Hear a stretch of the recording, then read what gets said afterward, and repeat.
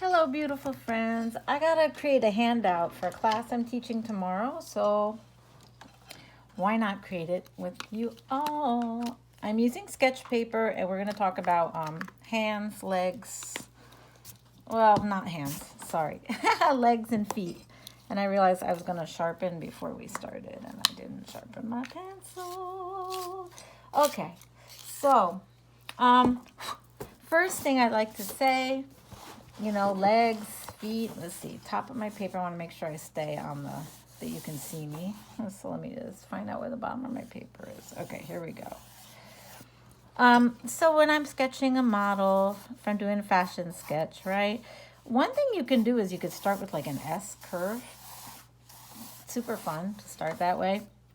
Halfway down is where your curve goes from arc to arc, and arc.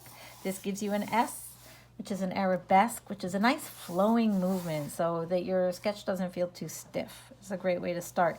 Just remember that your head is going to be over one of your feet. And this is how you keep her from falling. But then what happens is I'll block out her rib cage and shoulders, and then I block out her pelvis.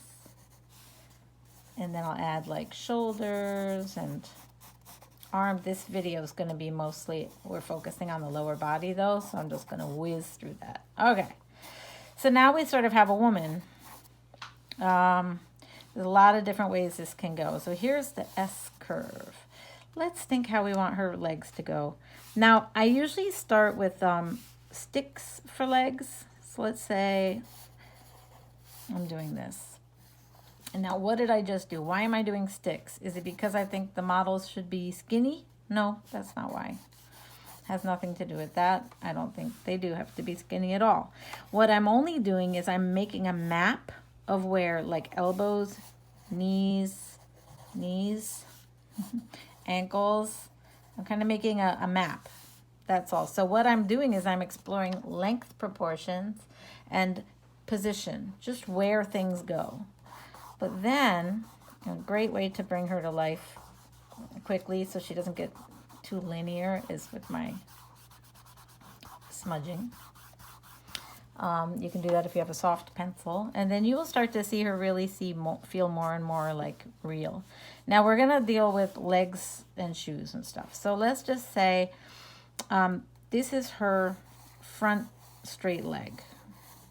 Okay, I usually feel it out the thigh as an ellipse and an ellipse.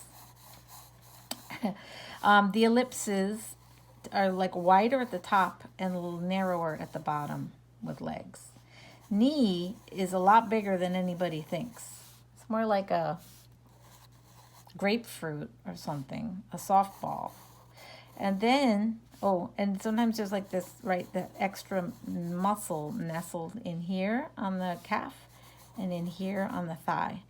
Then once you have all that structure, you can get the contours on your leg. Most common mistakes is people pinching the leg like this. That can be playful and fun or cute, but it doesn't look realistic. It's a little bit painful to look at a pinched knee. So notice here where the knee is happening that these two edges are like parallel to each other. And the knee, they're not converging. They're not pinching. Okay? And then when you get to the ankle, you see how the muscle on the calf is higher on the left and lower on the right? At the ankle, it's the opposite. The inner ankle is higher and the outer ankle is lower. And what I do with feet is, if she's wearing heels, we're going to get, basically, it's just like a big, tall triangle. So now we can break that down. Okay, this can be a shoe and a heel. And if she's wearing a pointed toe shoe, then you can add that toe. Okay, but my favorite approach to shoes is really just getting that general, it's almost like a triangle, except, the top of it is an ankle instead of a point. Okay, so when you're blocking out, that's what I call it, a foot with this shape, you are not only getting the shape, but you're paying attention to the size of that foot compared to everything else, right? You want, if it's too big, it's going to look too big. If it's too small, it's going to look unnatural as well. So when you practice, I really urge you to start by practicing from photos. I actually bought a magazine today for the first time in like 20 years. I don't really care about magazines. Okay, and here's an example of a foot being like that slightly triangular shape. What a cute picture. Okay, maybe I will start buying magazines again because that was super cute. Okay, that's a frontal foot. So step 1, step 2 might be, again, I should work from a photo, but like, you know, the designs on the shoe, maybe it has some straps here, and this part of the toe is sticking forward. Here there's usually like a shadow because the front of the shoe is coming forward at us, right? And then again, like I said, the inner ankle is higher than the lower ankle, and then you go up to the leg. That's front. Let me design another shoe for this lady right here. She's gonna be like, I don't know, something like this. On the other girl, I'm gonna show you now tips about, because so this is a front leg and a front shoe. Front shoe, front leg. And so like I said, you know, I really want you to learn how to draw, not just to like fake it. So what happens with a profile leg and a profile shoe? And I'm working with heels right now, but things are a little different with flats, and we'll talk about that too. But shoe and profile leg. Well, one thing you really want to know is that if she's standing somehow like this, usually one leg is behind and the other leg is in front. So like what I call this eclipsing. This leg is going to eclipse that leg. So don't try to squeeze 2 legs into one pelvis and have them both be totally separate, because you'll never have enough hip width to accommodate it all. So let one of the legs go behind the other. Now, if she's wearing a skirt and I'm just drawing the skirt, I still lightly sketch out and plot out my legs before I draw the skirt, so that the worst thing that happens sometimes is you draw like a skirt and then you draw legs down here, and those legs don't actually look like they're connecting to her hips. They're like pointed in a different direction. So it's nice to make sure that your legs literally are aiming towards the hips in question. I know that sounds obvious, but you'll know what I mean when it happens to you. Okay, so with a profile leg, what happens is most of the muscle is on the front of the thigh, and the back is kind of flat. But in the lower part of the leg, the front of the leg is pretty flat, and the muscle's on the back. You can still use ellipses. And then with a profile foot, I use a triangle again. It's just a hint of a foot. So, for example, now that's not enough to be a foot, but it's enough to start my sketch.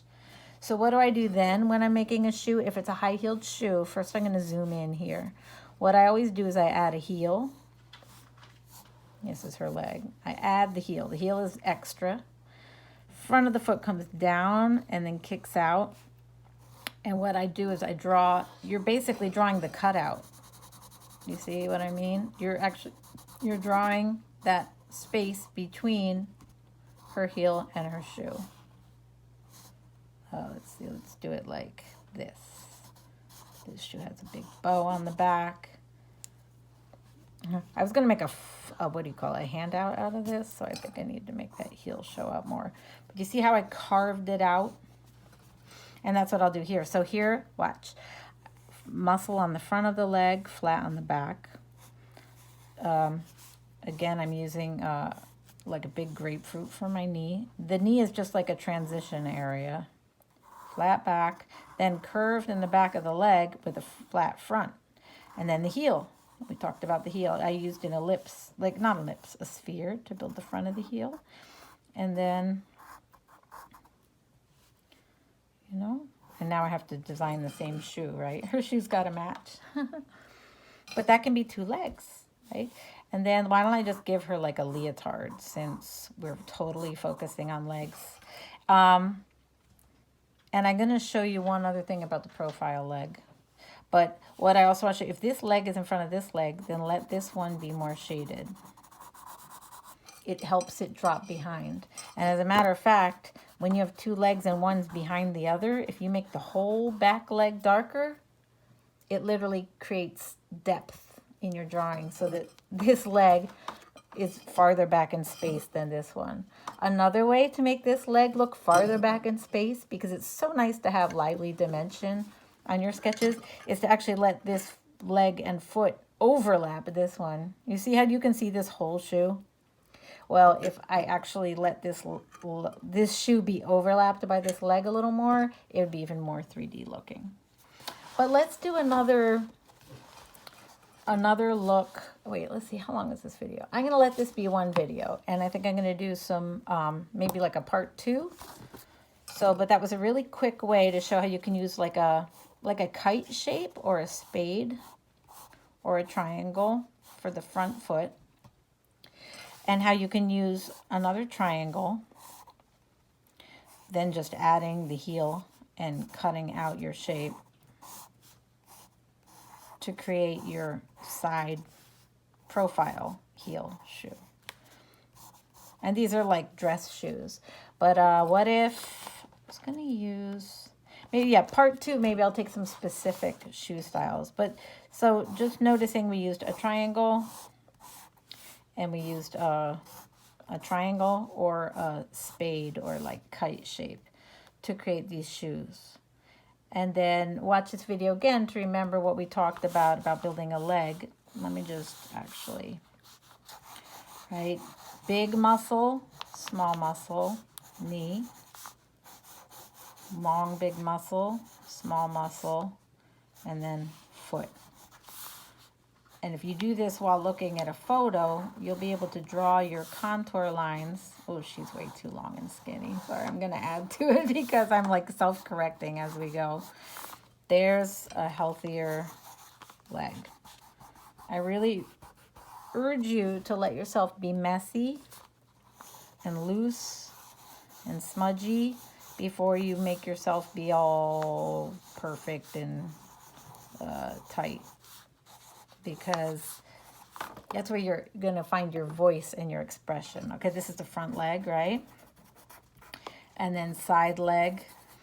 I'm going to reiterate that with a side leg, okay, you can start with a straight line, indicate where the knee is, but that your muscle is on the front of the leg. Well, buttock is its own thing on the back. Thigh is on the front with a kind of a straight back. And then for the lower leg, it's a straight front with a rounded back. So there's all these S curves again and again. S, S, S. This is where the flow comes from. And then we talked about a triangle at the bottom. Then we're adding, it's like another butt, the heel. Carving out the heel. And then shaping the front, and then coming with your contour lines and just defining if you want to.